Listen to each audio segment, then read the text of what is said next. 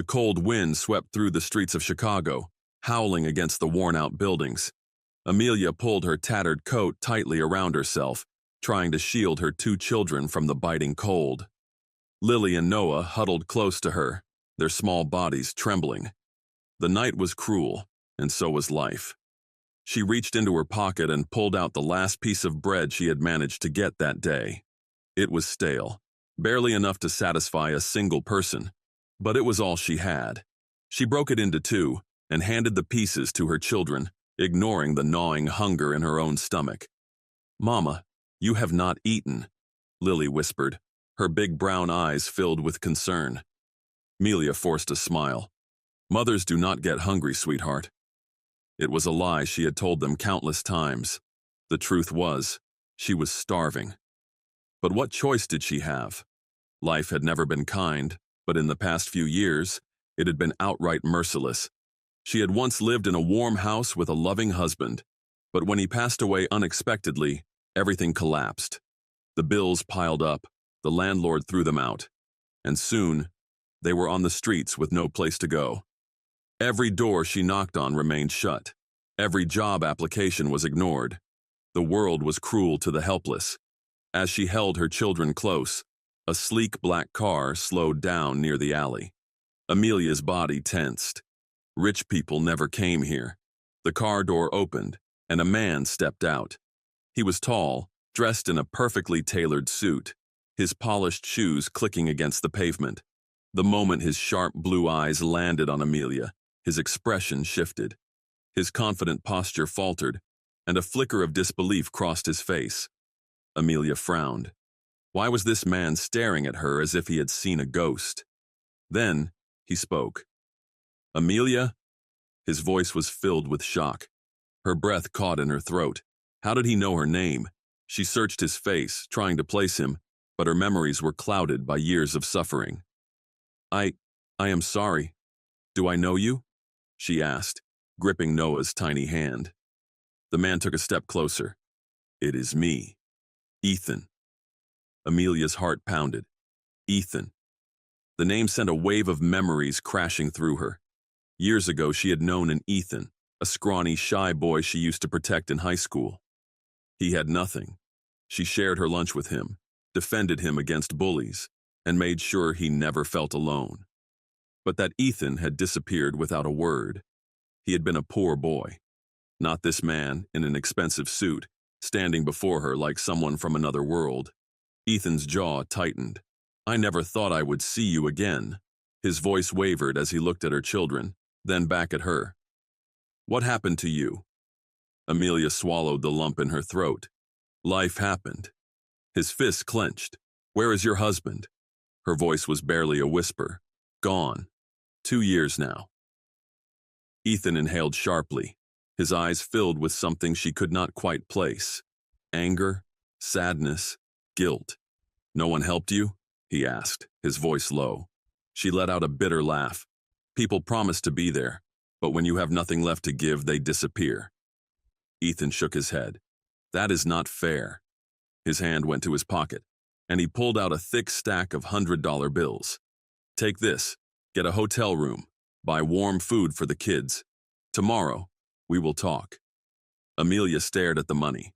It was more than she had seen in years. But her pride, her last remaining possession, held her back. She shook her head. "I cannot." "Yes, you can," Ethan interrupted. "And you will."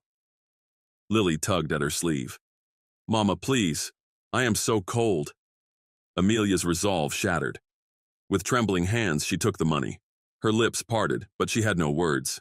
Ethan's eyes softened. "Do not say anything. Just promise me one thing. Let me help you." She hesitated, then nodded. She had no idea what tomorrow would bring, but one thing was certain. Her life had just changed forever. Amelia's hands trembled as she gripped the thick stack of bills Ethan had given her. It felt unreal, like some cruel dream she would wake up from. The weight of the money in her hands was heavy, not just in value, but in meaning.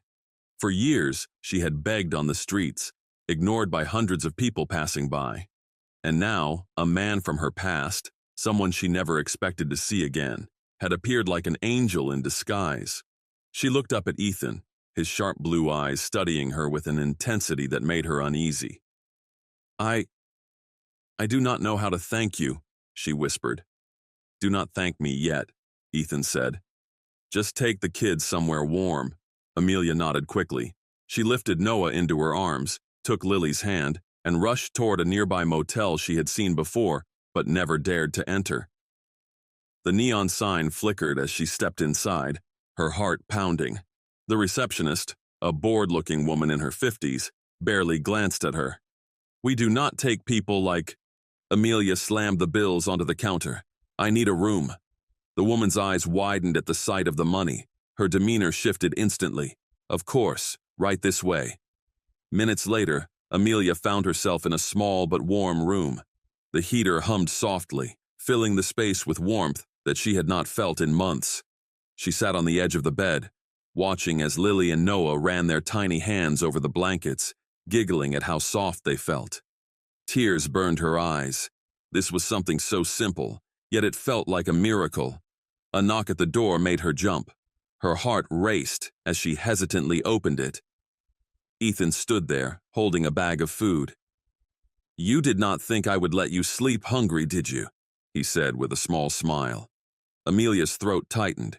She stepped aside, letting him in. He placed the bag on the table and started pulling out warm sandwiches, bottles of juice, and even some chocolates for the kids.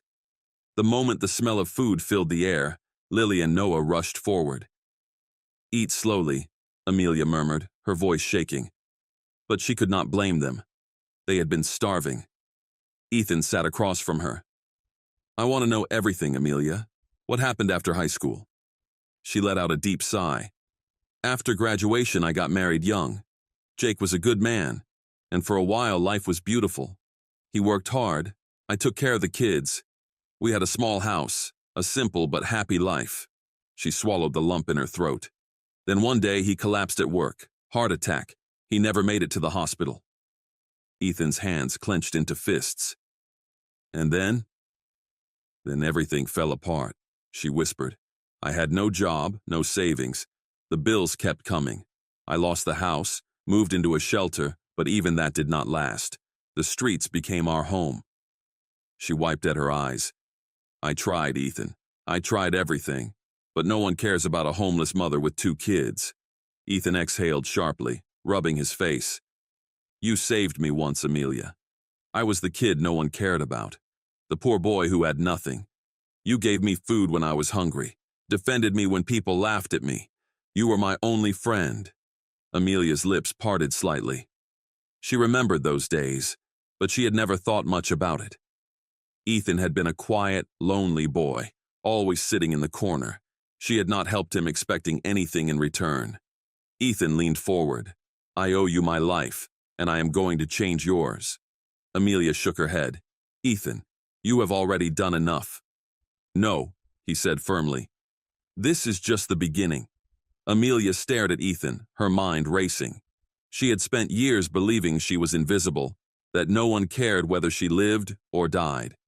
And now, here was a man from her past, sitting across from her, promising to change everything. She shook her head. Ethan, I appreciate everything you have done, but you do not owe me anything. Ethan let out a humorless laugh. That is where you are wrong. You saved my life, Amelia. You were the only person who ever showed me kindness. Do you know what happened to me after high school? She hesitated, then shook her head. Number U disappeared. I left town with nothing, he said. No money, no home, no future. But I worked. I learned. And eventually I built something. He leaned forward. I am not just some guy in a suit, Amelia. I own one of the biggest real estate firms in Chicago. Her eyes widened. What? He smiled slightly.